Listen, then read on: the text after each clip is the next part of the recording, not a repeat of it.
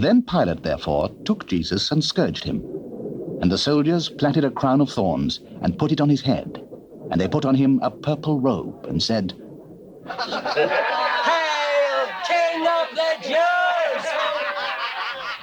And they smote him with their hands.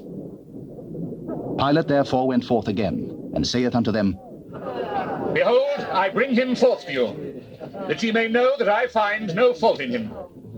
Then came Jesus forth, wearing the crown of thorns and the purple robe. And Pilate saith unto them, Behold the man. When the chief priests therefore and officers saw him, they cried out, saying, Crucify him! Crucify him! Take ye him and crucify him, for I find no fault in him. We have a law, and by our law he ought to die because he made himself the Son of God. When Pilate therefore heard that saying, he was the more afraid, and went again into the judgment hall, and saith unto Jesus, Whence art thou? But Jesus gave him no answer. Speakest thou not unto me?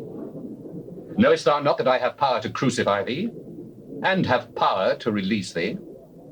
Thou couldst have no power at all against me, except it were given thee from above. Therefore he that delivered me unto thee hath the greater sin. And from thenceforth Pilate sought to release him. But the Jews cried out, saying, If thou let this man go, thou art not Caesar's friend. Whosoever maketh himself a king speaketh against Caesar. When Pilate therefore heard that saying, he brought Jesus forth, and sat down in the judgment seat, in a place that is called the Pavement, but in the Hebrew, Gabbatha. And it was the preparation of the Passover, and about the 6th hour. And he saith unto the Jews, Behold your king! Away with him! Away with him! Crucify him! Shall I crucify your king? We have no king but Caesar! Then delivered he him therefore unto them to be crucified. And they took Jesus and led him away. And he, bearing his cross, went forth into a place called the place of a skull, which is called in the Hebrew Golgotha, where they crucified him, and 2 other with him, on either side one, and Jesus in the midst. And Pilate wrote a title and put it on the cross. And the writing was, Jesus of Nazareth, the King of the Jews. This title then read many of the Jews, for the place where Jesus was crucified was nigh to the city, and it was written in Hebrew and Greek and Latin. Then said the chief priests of the Jews to Pilate, Write not the King of the Jews, but that he said, I am King of the Jews. What I have written, I have written. Then the soldiers, when they had crucified Jesus, took his garments and made 4 parts, to every soldier a part, and also his coat. Now the coat was without seam, woven from the top throughout. They said therefore among themselves, Let us not rend it, but cast lots for it, whose it shall be. that the scripture might be fulfilled, which saith, They parted my raiment among them, and for my vesture they did cast lots. These things therefore the soldiers did. Now there stood by the cross of Jesus his mother and his mother's sister Mary, the wife of Cleophas, and Mary Magdalene.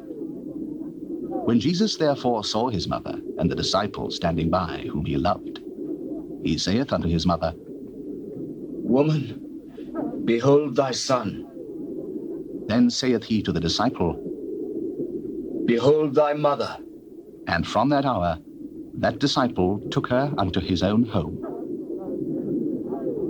After this, Jesus, knowing that all things were now accomplished, that the scripture might be fulfilled, saith, I thirst. Now there was set a vessel full of vinegar, and they filled a sponge with vinegar, and put it upon hyssop, and put it to his mouth. When Jesus therefore had received the vinegar, he said, It is finished.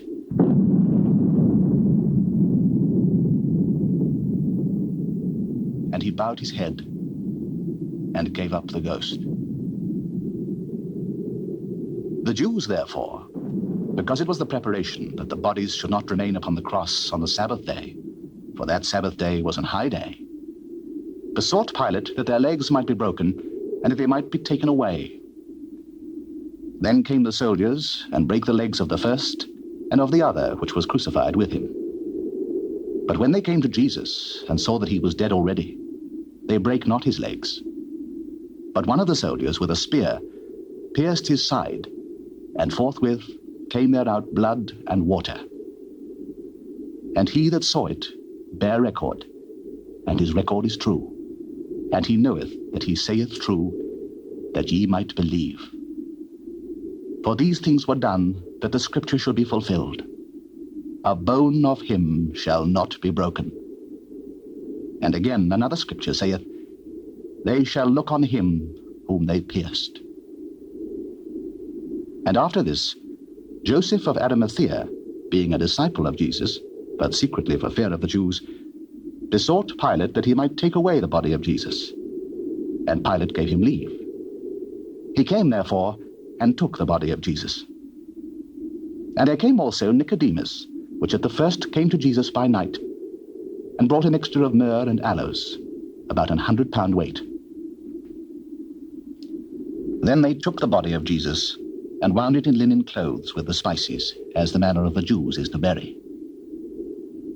Now in the place where he was crucified, there was a garden, and in the garden a new sepulchre, wherein was never man yet laid.